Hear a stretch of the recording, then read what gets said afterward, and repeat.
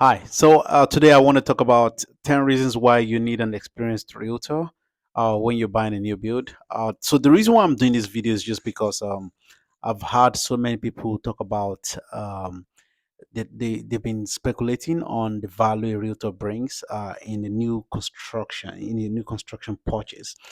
So that's the reason why I decided to kind of come up with all these 10 reasons, and maybe the value proposition will be worthwhile for you to hire a realtor for your new build. Okay, so yeah, number one is obviously the most obvious one, which is advocacy and representation. So the reason why this is very important and number one is because usually when you find a new build and you talk to the builder's rep, they don't protect your interest, they protect the builder's interest. Yeah, they'll probably tell you that, oh, they have fiduciary responsibility to be honest to you, but in reality, when rubber hits the road, they will protect their seller because they have to look good to their seller as opposed to protecting you. And you get to understand that they are professionals, that's what they do every day, so they'll definitely have a better hand of the stick other than over you. uh, Number two, it's negotiation expertise, and most of the time, I like to use real life examples so that because those are very relatable and it'll help you understand where I'm coming from. Negotiation.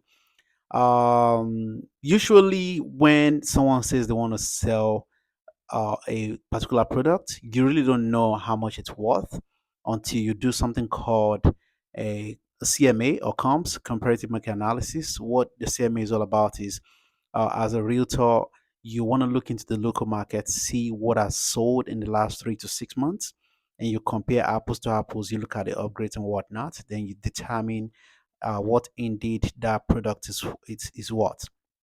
And one reason why I'm talking about this because I recently had a situation whereby a client of mine, they found a piece of real estate, and that real estate is actually what it's worth lesser than the amount they are listing it for.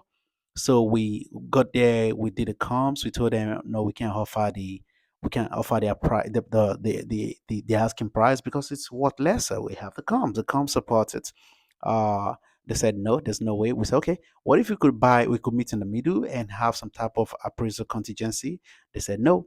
So on top of that, to make things worse, they were asking for a very crazy and ridiculous endless money, whereby if peradventure the property does not appraise, the client is going to be at loss, and it's a lot of earnest money. So that's one of the reasons why you need a realtor. So that's number two. Number three, you need a realtor for the knowledge of the market. Knowledge of the market is very important to you. The market looks all beautiful and pretty and whatnot. It's a good location, yeah, but the numbers always talk. So you want to see if you want to see if there's some type of progressive analysis or regressive analysis in the area. So that will be part of the things your realtor will be providing to you if they are very experienced and very knowledgeable in the local market. So they come up with all this data to help you support your purchase. Number four, guidance on the builder. So guidance on the builder, this is also very important. um your real estate professional is a person that is doing it every day. They are the one that can tell you that, oh, this particular builder has administrative and engineering controls in place to protect or mitigate human error. Well, and they can tell you the ones that don't have this type of systems in place. So it's very, very important. Not to say some builders are not good, but human error is indeed a thing. But the question is, do they have any type of implementation and controls to mitigate those type of things? Number five, contract review and support. If at any point in time you're buying real estate and you said, "Oh, I already found it. Here it is," you always want to make sure you have your experienced realtor to review the contract for you. And one of the reasons why I'm saying this because I had a situation happen to one of my clients a long time ago. They found this piece of real estate, price looks good, everything looks great, but they signed a contract, but there was some type of clause on it that is called I think price escalation clause. So what it's all about is, I think this was during COVID. So what this is all about is that it protects them, but it does not protect the client. So what it means is that if the price of if the cost of labor and material goes up, then they can increase the price of the real estate. And there was no cap on it, so which means, let's say you're buying for 300, and they literally have the liberty to increase to 350, 400, whatever they choose to increase it to. So if per adventure you say, oh, you really can't do that, then you have to bow off the deal and lose your NS money, because you have in the contract the terms already there stated clearly. What else do we have to talk about here? Just a sec. Number six, so assistant with inspections, you need a realtor that will help you with all the inspection phases. Talking about, you buy a new build, do you have to do the three-phase inspection? Do you have to do the pre-drywall? Do you have to do the inspection right before they pour the foundation when the forms are set? All this is also very important, because think about it, once they slap the sheetrock on the house, or they pour the dry, or they pour the foundation, you really can't go back anymore. So you really want a qualified and licensed inspector to go out and review all those things for you, come up with a report, and make sure everything's fixed before they move ahead with the construction process. Number seven, financing guidance. So usually your realtor part of the value proposition they offer is they have a team of mortgage brokers or mortgage banks they work with, and they will help you through the mortgage and their terms and the rate negotiation process. Because usually that's their bread and butter. As an experienced realtor, that's what they're looking at every day. They know what the market has to offer. They know what terms you shouldn't agree to. So that is also very important. So coordination communication, yes. Your realtor is doing all the coordination communication. They're coordinating with the inspection team, they're coordinating with the sales team, they're coordinating with the title company, they're coordinating with the financing team. You have a full-time job.